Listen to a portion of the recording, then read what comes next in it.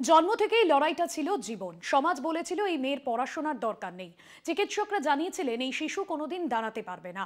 হাঁটা তো দূরের কথা, কিন্তু সব আশঙ্কাকে ভুল প্রমাণ করে হুইল চেয়ারে বসেই স্বপ্ন আঁকছে 18 বছরের শ্রেয়া সাহা। সেরিব্রাল পলিসের মতো কঠিন শারীরিক প্রতিবন্ধকতা নিয়েও উচ্চ মাধ্যমিকে সে পেয়েছে 81% নম্বর। স্বপ্ন দেখছে উচ্চশিক্ষার নিজের পায়ে দাঁড়ানোর।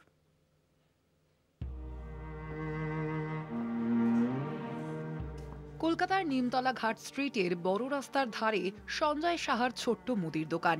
সীমিত আয়, সীমাহীন চিন্তা। এই ঘরেরই মেয়ে শ্রেয়া। জন্মের কয়েক মাসের মধ্যেই ধরা পড়ে সে সেরিব্রাল পালসিতে আক্রান্ত। সোজা হয়ে বসতে বা দাঁড়াতে না পারার ভবিষ্যৎ শুনে যেন অন্ধকার নেমে এসেছিল গোটা পরিবারে। তবু থামেনি শ্রেয়া, চুপচাপ কাঁদেনি, লড়েছে।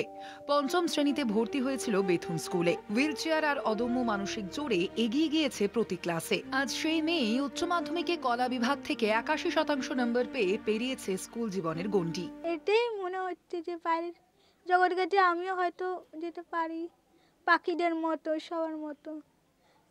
এখনো আমাকে হয়তো সবাই চিনতে পারবে। সেটা আছে আর্টস, মানে আর্টসের ফিলোসফি নিয়ে এগানো এই অনার্সে। বাট এবারে মা তো দিন দিন বয়স হচ্ছে, মায়েরও কষ্ট হচ্ছে, তাই কম্পিউটার নিয়ে করবে, একটা জব পাওয়া নিয়ে।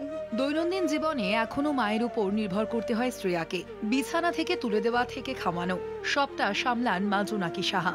তবু শ্রেয়ার চোখে আজ শুধুই এগিয়ে চলার ছবি। সে চায় শিক্ষার আলোয় আলোকিত হয়ে একদিন দাঁড়াতে, আত্মনির্ভরশীল হতে। আমাকে ওর ইচ্ছাটাতেই মত দিতে হবে। এতটা যখন এগোতে পেরেছি, আর একটু দেখি। তবে শ্রেয়ার স্বপ্নপথে সবচেয়ে বড় বাধা এখন অর্থ। উচ্চশিক্ষার খরচ মেটানো একার পক্ষে সম্ভব নয়। তাই সমাজের কাছে সহযোগিতার আবেদন জানাচ্ছেন বাবা সঞ্জয় সাহা। আর্থিক সাহায্য যদি তো সে তো নিশ্চিত হলে একটু বড় ভালোভাবে মেয়েকে ইয়েটা হলেই আর একটু ভালোভাবে তাকে ম্যাডাম বা স্যারকে দিয়ে আর একটু ইয়ে করে তাহলে আর একটু পড়াশোনাটা বেশি ইয়ে করা যেত। এটাই হচ্ছে আবার এবার দেখা যাক কি করা যায় এবার ভবিষ্যতে।